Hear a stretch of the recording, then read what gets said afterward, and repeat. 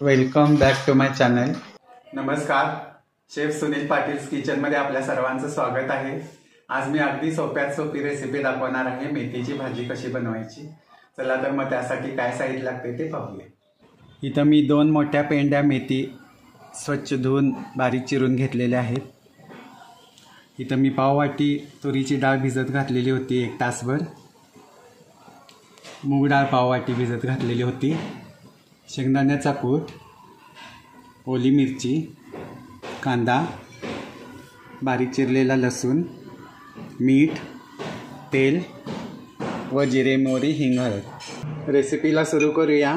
इथं गॅसवर मी कढई ठेवलेली आहे। त्यामध्ये आता थोडंसं तेल घालायचं आहे व तेल गरम झाल्यानंतर फोडणी करायची आहे। तेल गरम झालेलं आहे। 1 चमचा मोहरी घालायची आहे, 1 चमचा जिरे घालायचे आहेत, 4 मिरच्या मी ज्या इथं कट करून घेतलेत त्या घालायच्या आहेत, कांदा घालायचा आहे व सर्व मिश्रण लालसर होईपर्यंत परतायचं आहे। कांदा लालसर झालेला आहे। आता यामध्ये चवीसाठी अर्धा चमचा मीठ घालायचं आहे, भिजवलेली तुरीची डाळ घालायची आहे, भिजवलेली मुगाची डाळ घालायची व चिरलेला लसूण घालायचा आहे व परत 1 मिनिट हे परतून घ्यायचं आहे। 1 चमचा हळद पावडर घालायची आहे, थोडासा हिंग घालायचा आहे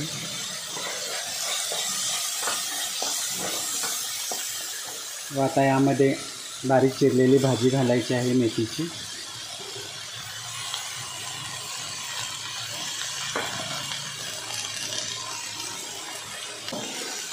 छान परतायची आहे।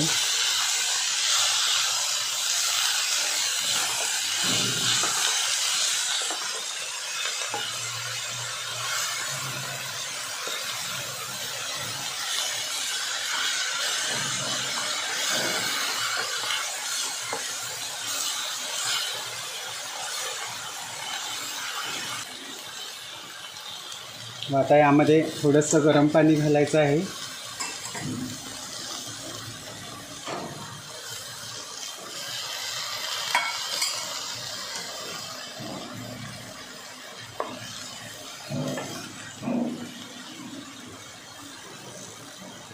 व आता हे झाकण घालून 5 मिनिटं शिजवून घ्यायचं आहे। 5 मिनिटं आपली झालेली आहेत। झाकण काढूया व भाजी शिजली काय ते पाहूया। हे बघा, मस्त सुंदर अशी ही मेथीची भाजी आता इथं शिजून तयार आहे।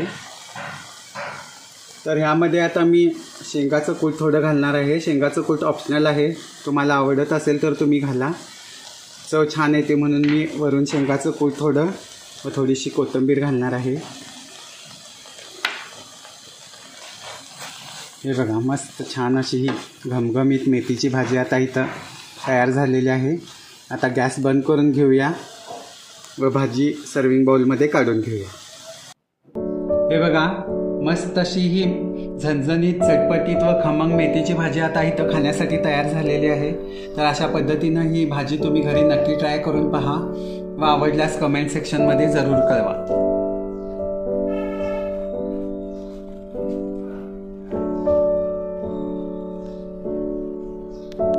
आवडली असेल तर चॅनेलला लाईक, शेअर आणि सबस्क्राईब करा। Thanks for watching.